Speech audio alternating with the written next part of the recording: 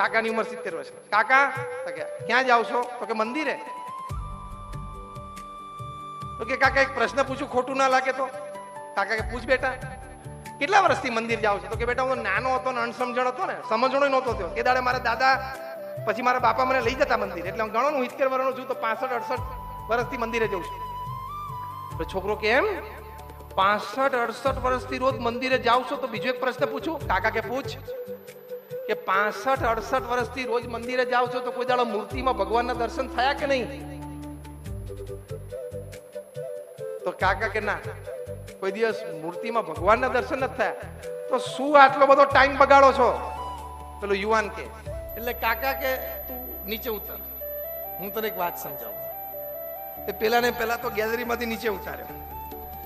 આપણા ગામમાં રાત પડે સોપો પડી જાય એટલે કોઈ માણસ હોય નહીં, બધા ઘરમાં હોય, સુઈ ગયા હોય.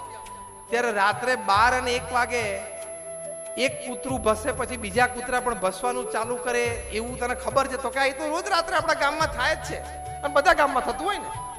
ગામ આખું શાંત પડી જાય પછી કૂતરાઓ તો રાત્રે ઝઘડતા હોય, દોડાદોડી કરતા હોય, ભસતા હોય. એક કૂતરું ભસે એટલે બીજા 5-10 ભસવા માંડે.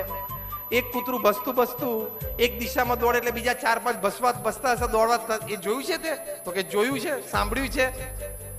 એ પહેલું કૂતરું ભસીને દોડે છે ને, એને કંઈક એવું જોયું છે, એને ચોરને જોયો છે, એટલે એ ચોર તરફ દોડે છે. ભસતો દોડે છે કે આપણા ગામમાં, આપણી શેરીમાં કોઈક ચોર આવ્યો, અજાણ્યો વ્યક્તિ આવ્યો, એટલે દોડે છે. બાકીના 4 કૂતરા જેની ભેગા દોડે છે ને, એ લોકોએ ચોરને જોયો નથી.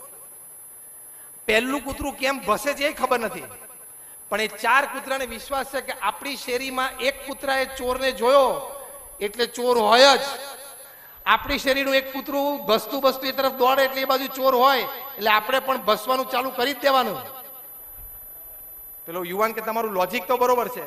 એટલે પેલો કાકા કે બેટા, એમ અમારામાંથી એક નરસિંહ મહેતા થઈ ગયા ને, એને જોયા.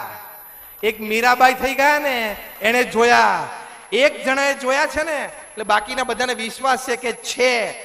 કૂતરું પણ એક કૂતરા ઉપર વિશ્વાસ રાખે છે કે અમારામાંથી એક કૂતરાએ ચોરને જોયો છે એટલે ભસે છે, બાકી એમનામાં અમારો માણસ ભસે નહીં.